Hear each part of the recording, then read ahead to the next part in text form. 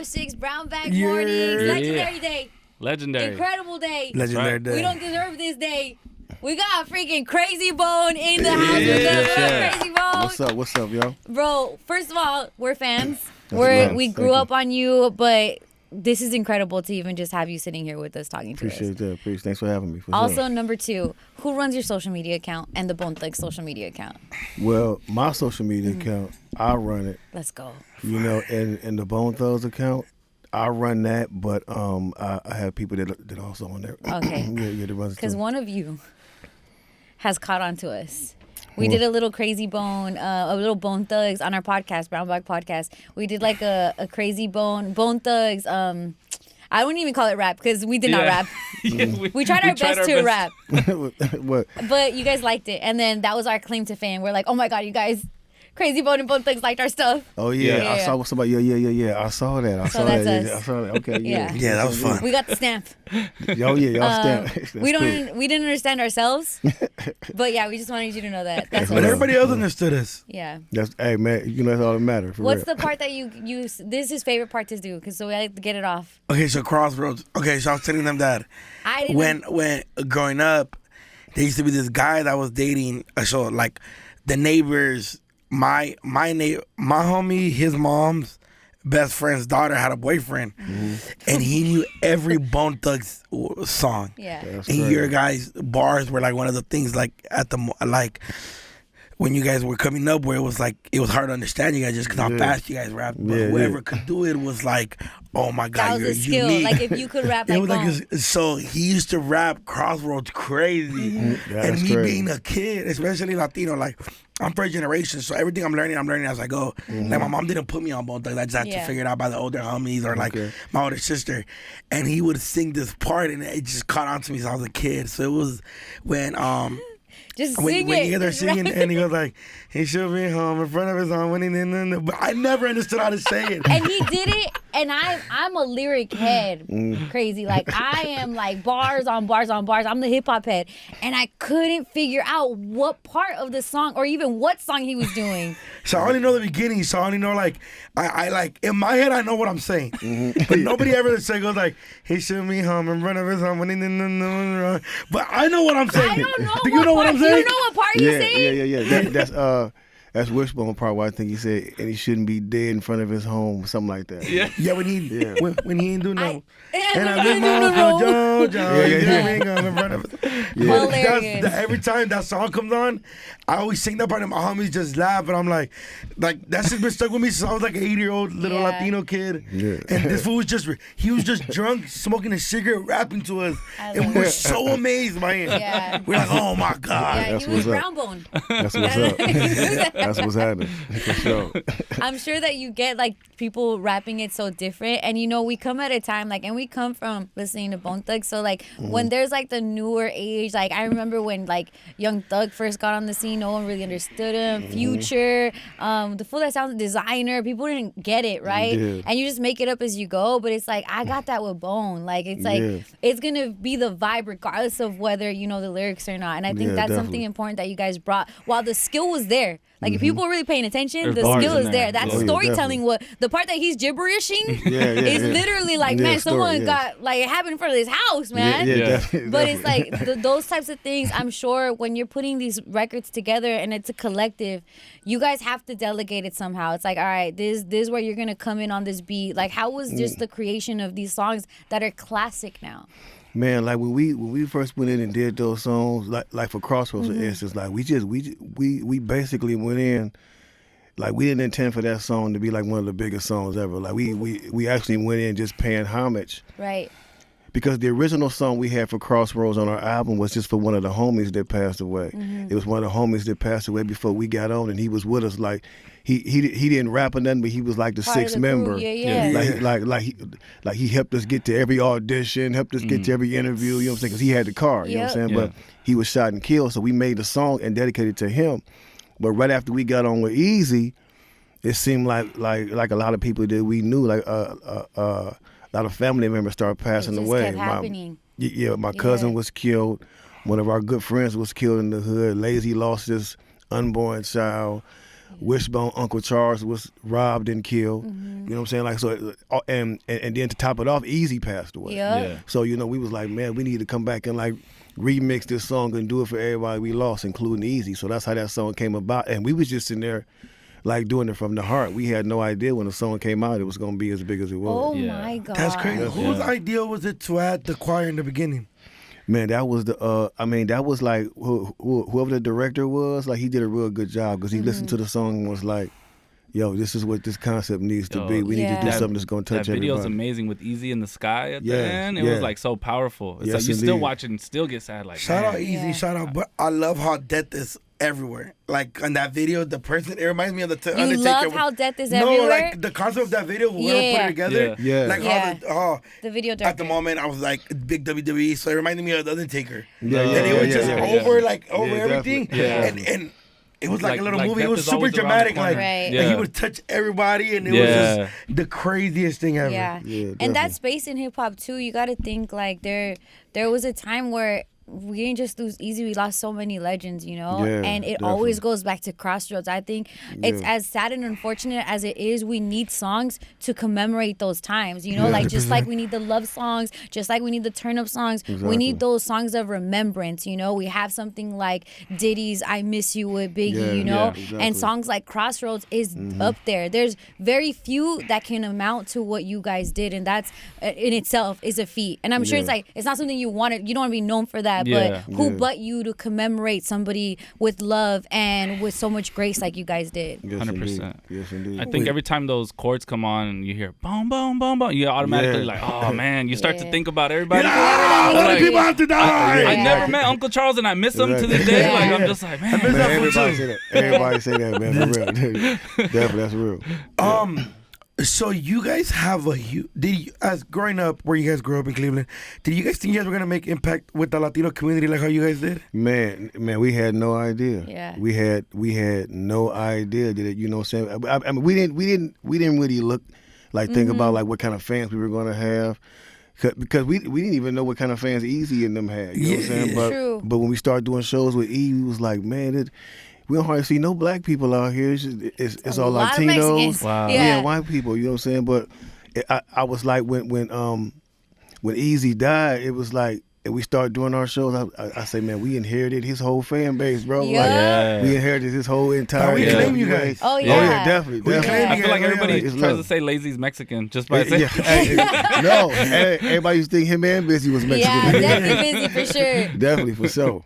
You know, talking about Cleveland, you know, after you guys, the big name that came out is Kid Cudi, you know, and he also has like a melodic flow, but also like talks about maybe darker things, like deeper emotions, you know, and I don't think he could have got to opening up like that if he didn't have hometown heroes like Bone Thugs, you know. Definitely. Have you had a chance to talk with Kid Cudi, or has he been able to show his respects to? Man, all the time. Like Cudi, that's the homie. Every time we see him, he showed nothing but love. Yeah. He actually just had us on this Moon Man festival, something like that. Moonwalk, Moon Man. It was in Cleveland. Like so, we performed and it was crazy. Yeah. Like fire. The whole vibe was crazy. He came on stage with us. He was rocking with us on stage. It was crazy. You know and it's nothing like doing it at home. And I know we talk about like how like the Latino community, but just the West Coast in general. To us, you're from LA. To us, you're from out here. Yeah, you're like, it's a surprise whenever someone finds out Bone Thugs isn't from out here. And granted, that does have to do a lot with like the Eazy-E, like the big brotherness of him.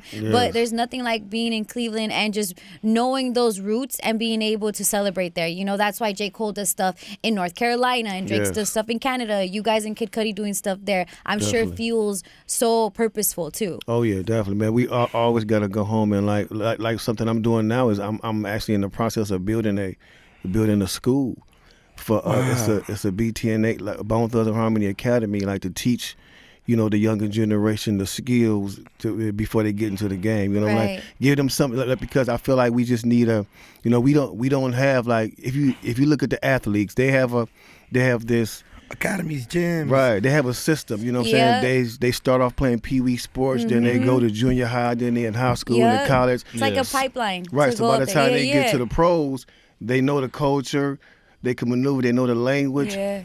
Us, not so much. We just thrown right into this game, and we got to fight these corporate giants, and we don't know what we talking about. We don't know what we dealing with, so they automatically have the upper hand. So I'm trying to I like to call it the hip hop college. You know what I'm saying? I think people need to come here and get these skills before you walk into this industry, so you can at least know what you're talking about. When you see these contracts, you be like, no, I'm not signing that contract. You think I'm stupid? That's the whole thing. We need to be educated before we come into this business. For real. Yeah, because the talent and the potential, you could see it, but unfortunately, if you don't have the business parts behind it, you're gonna get got in the game. You know? Yeah, because all artists need to understand. Like most artists, when you come in the game, if you're lucky, your first 2 to 3 projects is when you're in your prime. Yeah. You know what I'm saying? And this is when the record label is capitalizing the most, while you out here thinking you just been a celebrity, enjoying everything you doing, and then when that prime runs out, it's like you find yourself struggling. They done made all the money in your best years, and you gotta, you know what I'm saying? You gotta pick up. It's like we need to capitalize off our prime years, just like the label does. And that comes with having the knowledge and the education, for real. And you know, like Krayzie, being a part of Bone Thugs and Harmony, and I think it's just been well documented, the ups and the downs that you guys have gone through. Like, we're a crew ourselves, and we're relatively new. I think we're like 2 years in of just really being a group together, right? And it comes with ups and downs too. And I think the solo artist journey and a group journey is so different, right? Because you've gone solo and you did an incredible job with that too, but there's something about the brotherhood, about you guys being together, that's so much, like, it's just, there's greatness in Bone Thugs and Harmony, right? If you could give advice to people that are either coming in the game as a group or have some kind of like bond like that you would have even given yourself and the guys coming into it, because you learn later, you know, what would that be? Man, it's just like, you know, just knowing if you're a part of a group that it takes sacrifice on everybody's behalf. You know what I'm saying? It's been times we dealt with, like group members not being there and stuff like that. But we've always given each member their time to go breathe. You know what I'm saying? Like, because we are brothers. Like, we was around each other all the time, 24/7. Even before we got into the music business, we was around each other 24/7. Actually lived with each other. Like, we was together like 15 years before we even got into the business. Wow. You know what I'm saying? Like, because our grandparents knew each other. They grew up with each other. Our parents grew up with each other. And we didn't even know this until we met each other, that our parents knew each other. Wow. We didn't even know it. Meant to be. You know what I'm saying? Like, so it was like we've been together for a long time, and like we wasn't put together, so we already had a family bond before we even. Eazy used to tell us, he was like, yo, man, he was like, y'all dudes so close. If me and NWA would have been like this, we'd still be together. That part. Like he because he used to be like, when we first came out here, like we all we had out here, like, you know, I'm like, bro, we in this big city. We've never been outside Cleveland. We heard how LA get down. You know what I'm saying? We like, gotta so we stick together. We sticking together. So Eazy was like, he used to tell people, he was like, man, when one of these dudes get up and go to the bathroom, the other folk go stand by the door until he get out.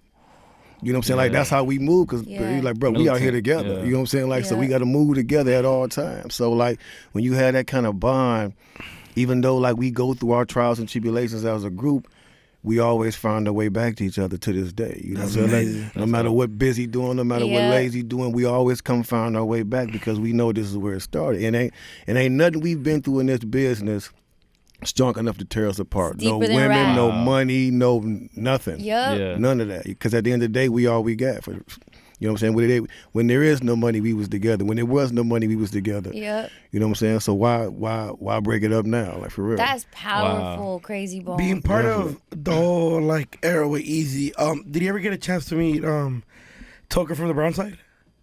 Yeah, oh yeah. Yeah? That was a homie. Oh yeah, Toker, that was a homie. That's crazy. Yes, indeed. That was the homie.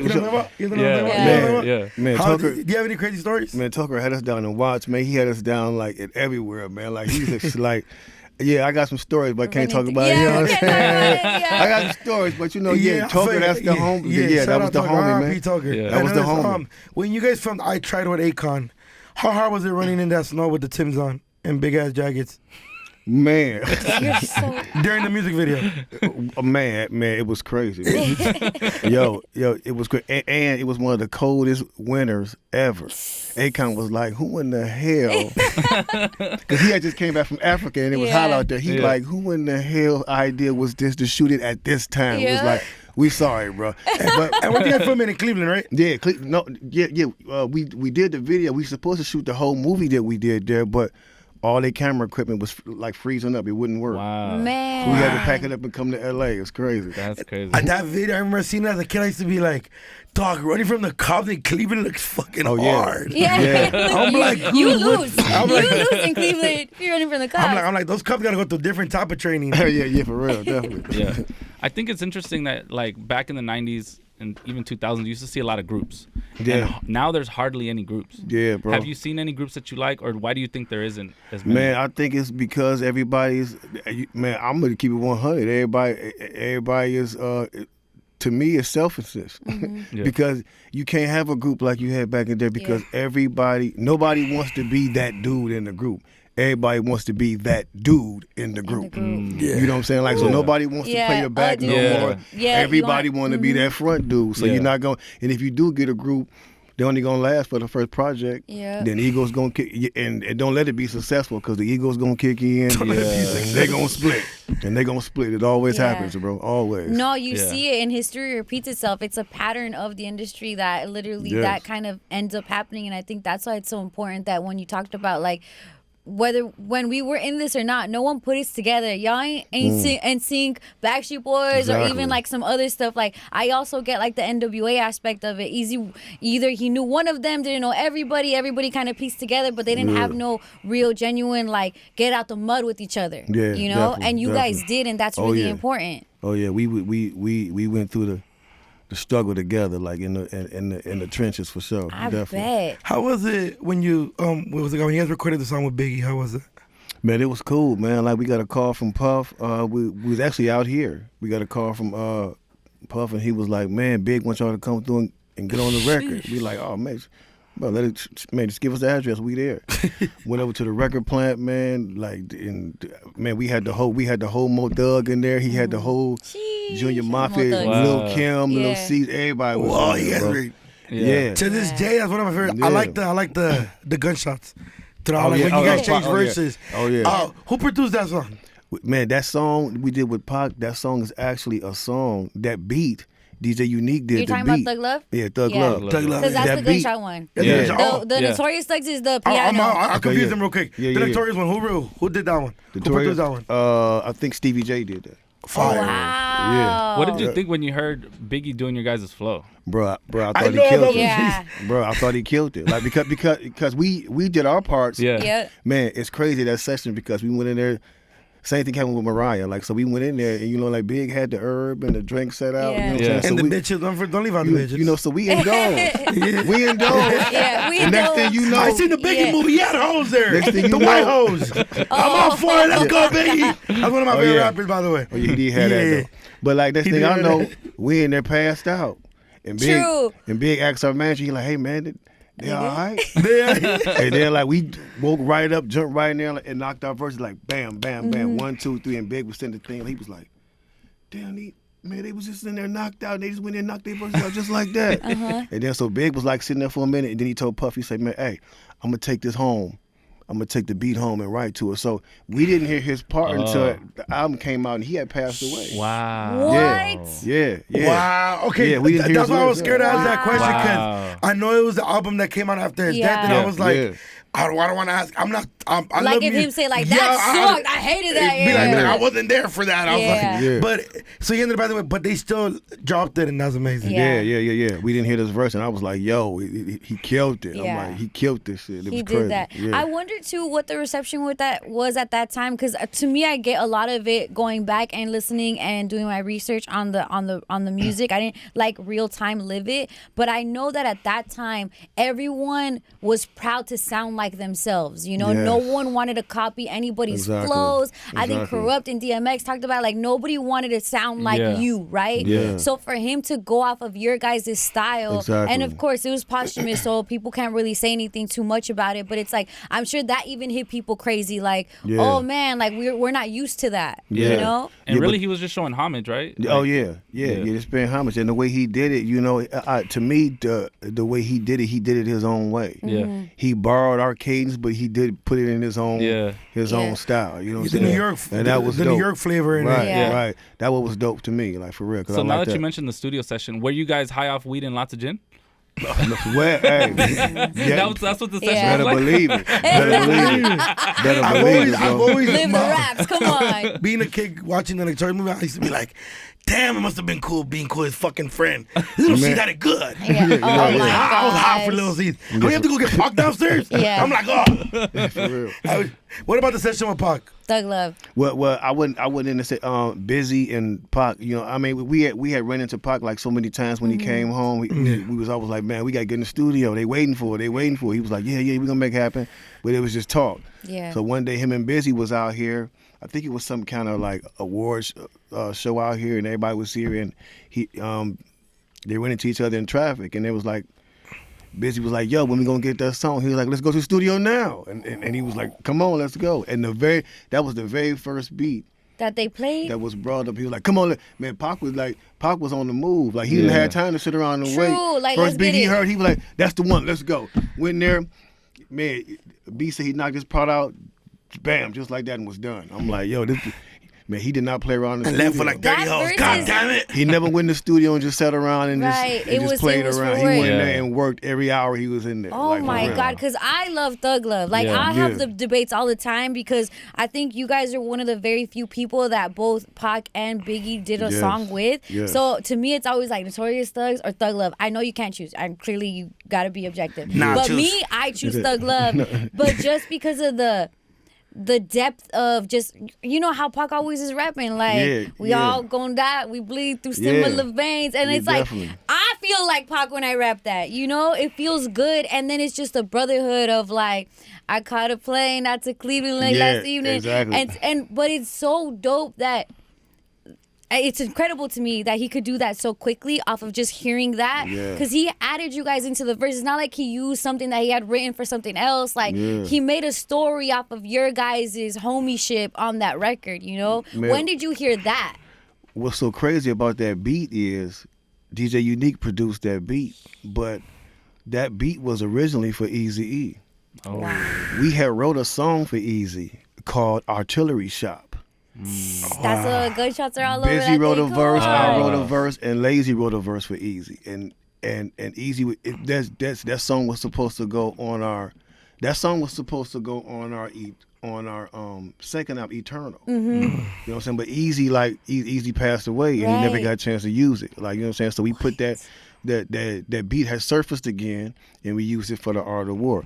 But when I first heard the song, that same part that you said, when I heard him say "Caught a Plane to Cleveland," I was like, man, that's all right there. Like, we got Pac talking about here in Cleveland. It's going down. You know what I'm saying? Definitely, I was hyped. You know, real hyped off that, for real. That's how at the moment. Obviously, there's like this huge East Coast West Coast thing going on, and you guys are like. Kind of like I'm not alive. We all love. I don't think I'm not alive at the moment. I'm born in 2000. He's born in 2000. Yeah. So I don't know, but I'm assuming at the moment you guys are kind of like, let's just kind of mind our own fucking business and do what the fuck we do. Yeah, man, you know it was crazy because like when we first got with Eazy, like the whole reason we got with Eazy-E, like we was always Eazy NWA fans. Yep. When we was in Cleveland and we left to get on the Greyhound bus, we told people. We say next time y'all see us, Eazy-E gonna be with us in a video crew. Like, man, we damn near spoke. We spoke it into existence. Wait, hold on, because you the took a next Greyhound time from Cleveland to LA? To LA, and already manifested. One way, like the one-way easy bus relationship. ticket. How many hours? One-way bus ticket. Man, it was like a 2.5 day ride. 2.5 days. Wow. From Cleveland. You love rapping, man. We get rapping the whole way on the bus. Man, yeah, bro. It's like, might as well. this we gonna say. This we gonna say to people. You know what I'm saying? But like I said, Eazy. We came out we came out here and we was determined to link up with Eazy-E. You know what I'm saying? We told people that's what we was gonna do, and when we came out here, like that's what we searched for. Like So there was no meeting set. He didn't like. It was just like, hey, we're gonna go to LA. We're gonna find, and you told people back home, next time we come, we gonna be signing Eazy. Like it's gonna be something, right? Yeah. So you come to LA. How do you find him? Do you search for like the Jerry curl? What is it? What do you search? So we came out here first. We came out here and we was out here for a few weeks. And like the first hookup we got was the people we were staying with. They was like, yeah, Tone Loc live Shout out Tone Loc. right around the corner on Yeah. Olympic. Oh. You know what I'm saying? They say he threw house parties there like every weekend. You know what I'm saying? Like so they was like, y'all should go to his house. So we like, we go to his house, knock on the door. His manager come to the door, like we talk to his manager. You know what I'm saying? His manager give us his number, whatever.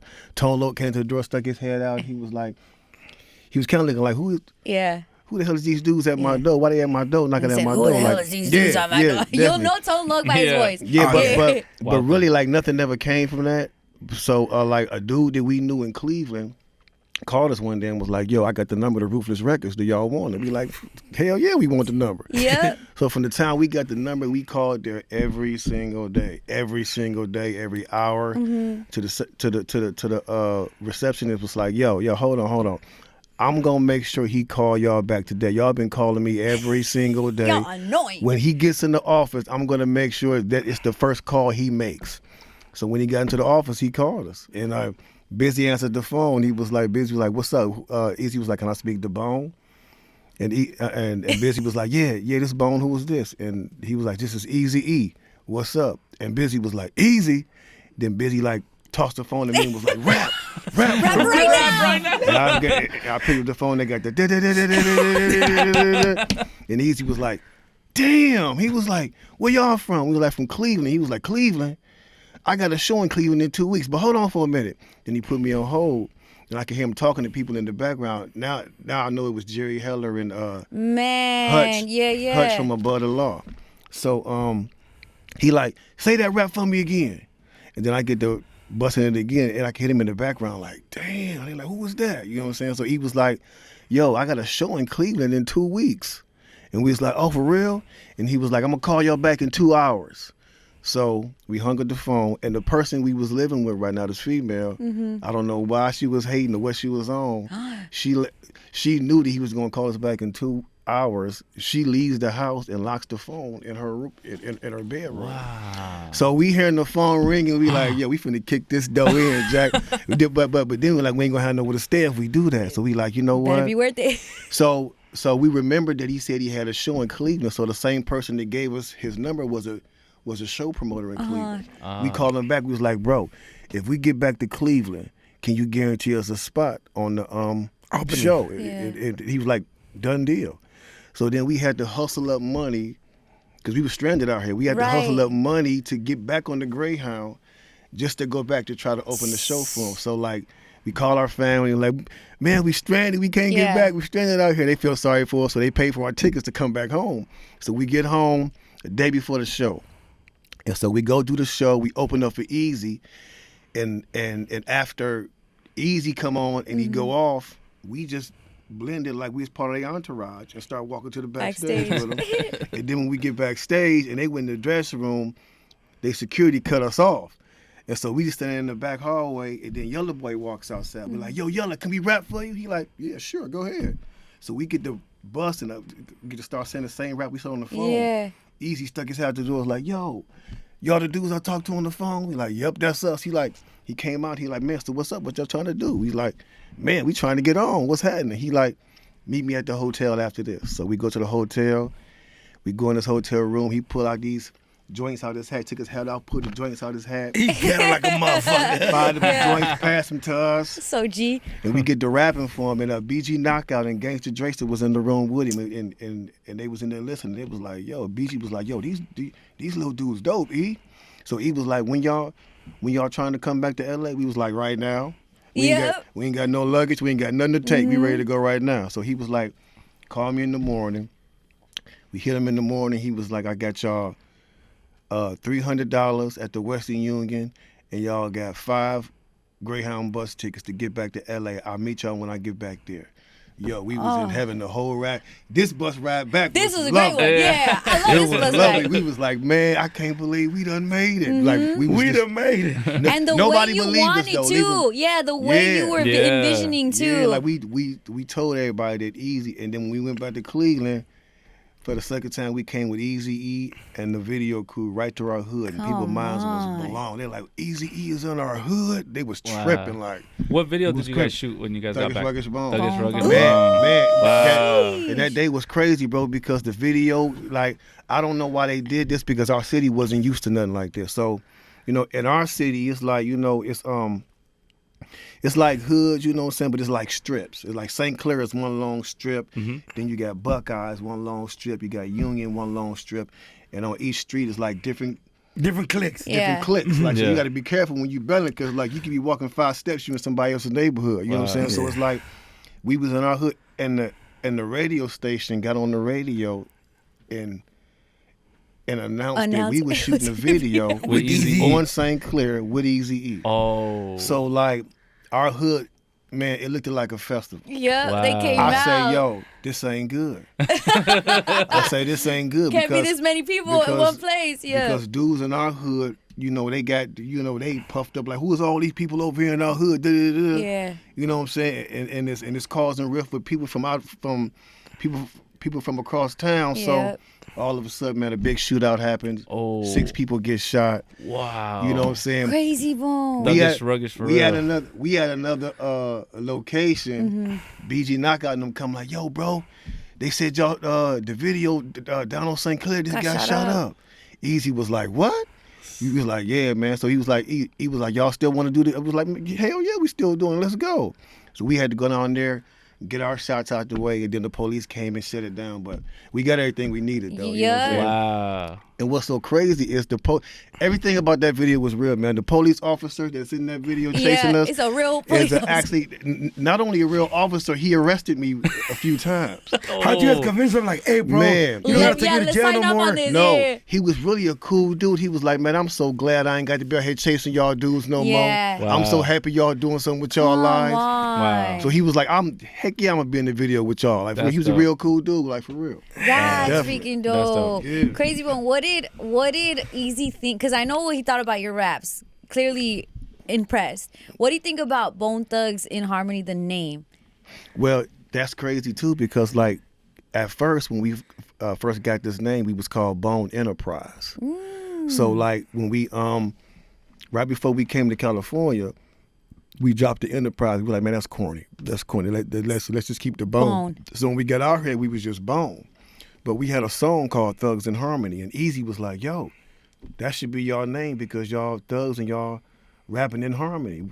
We was like, yeah, but Bone is the family name. Yep. He was like, so be Bone Thugs in Harmony. And we was like, that's the name right there. Yeah. So Eazy came in with the name. We was like, so be Bone Thugs in Harmony. We're all in all right now here. That's like, for real. You guys also have one of the best weed songs ever made in the world. Yes. The best. I agree. Yeah. Oh, yeah. Oh, my God. That song, when I first started getting high, just know I smoked. Yeah, exactly. What did you think about the Logic remake of it? Bro, I loved it, bro. I loved it. You know what I'm saying? I always love it when somebody can do, you know what I'm saying? Because it's a whole different vibe to me. Like, and what he did with it is amazing. I like what he did with the Ice Cube song too. You know what I'm saying? Krayzie Bone. Yeah, I do.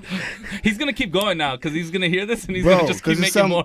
Bro, because it's something different. Why not do that to rap music? I mean, you know, it keeps it's the song because we alive. hold so dear these things that you guys have created, and you know, like something like Today Was a Good Day and Bone Thugs Records. They're so classic to us. You know, like it's almost like no one can touch it. You know, like I even hate when songs get sampled that are songs we grew up on. You know, it's like, how you gonna sample like a pop song I'll be like hot that? if somebody like sampled Crossroads. I'll be mad. Yeah, because it's like, but it's like I'm sure that goes back because even like the way Logic's taking it is like, look, they get paid every time I like either interpolate or try to do this. So I know that it goes back to like in the benefit to you, but I just think as just listeners where we have no ties to just the business part of it, we're just like, what did you do to our special song? And so it's already easy to hate this fool, so he just makes it more easier to hate this fool.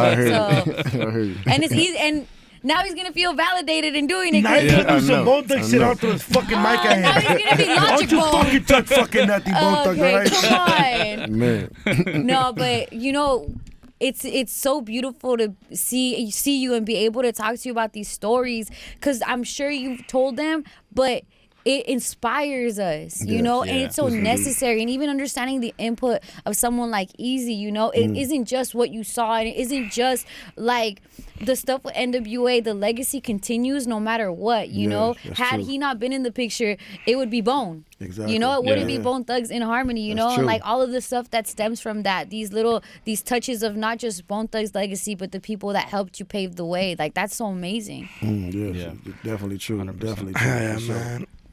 All right, you excited to perform on Kush Grooves? Oh man, yes indeed, we love it, man. That's the best part of like what we do is like performing and just like creating the music for real, definitely. What's like a best like fan interaction you've had like at a show, or like has it somebody come to you and be like, I've watched you guys show for like 30 years and it doesn't get old, or all kind, bro, like we done seen all kind of crazy stuff, bro. You know what I'm saying? Like, but you know the stuff that stick out to me the most, man, is when fans come to us and say that our music saved their lives, or you know they was on the brink of suicide, and our music like saved their lives. You know what I'm saying? Like that's better than any platinum plaque, any awards you can get, because you know you really touch people with what you're doing. You know what I'm saying? Like, that's amazing. As you get older, do you run out of breath more?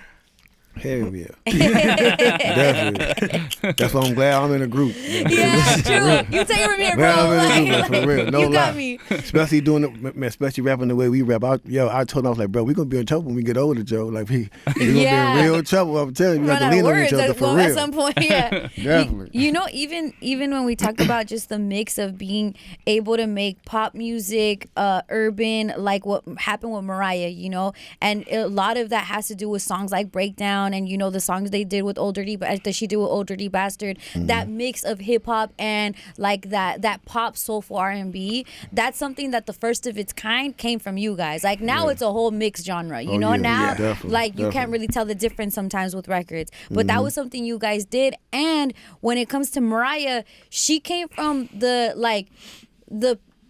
pop princess, like, and she can sing really well, but she had to keep a certain type of imagery that she said, you know what, fuck that. I'm going to do records with Hove. I'm going to do records with ODB. I'm going to do records with Bone Thugs.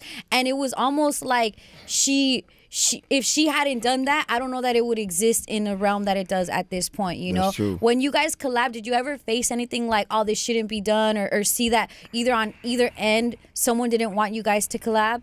I mean, when we first done the record with her, like when we was first asked to go do the song with her, it was like, that was at the time like to where we was in art, like we was just like really being notarized, and like and to us at that time we didn't want to leave Cleveland. We like, man, we superstars in Cleveland. We don't, you know what I'm saying? Like we don't want to leave nowhere. We cool kicking it, and so they told us, it was like, Mariah wants y'all to come down here to New York and get on this song. So like nobody got on the plane but me and Wish. So like me and we on the plane contemplating like, man, I don't know, man, should we get off the should we get off the plane or what? It was like, you know what I'm saying? But I'm like, no, man, let's just go down here, you know what I'm saying? We go down here to Mariah, she another one. She brought the herb and the Hennessy. Let's go, MC! Literally, Christmas. bro, literally on a silver platter though. She was like, this is for y'all. With butterflies flying out of it. Yeah. Wow. She was exactly. Like she was basically like trying to make you guys feel at home, would you say? Man, definitely. Wow. Definitely. You know what I'm saying? Like we went in there, man, and like we done the song, and like we didn't even know, you know, it was gonna be a single. But like after we done the song, like Puff came in there, he was like, yo, this gotta be a single. Yep. You know what I'm saying? Because Puff was there, Stevie J was there. Puff was like, yo, this got to be a single, man. Like, for real. So we was like, man, let's do it. Like, for real.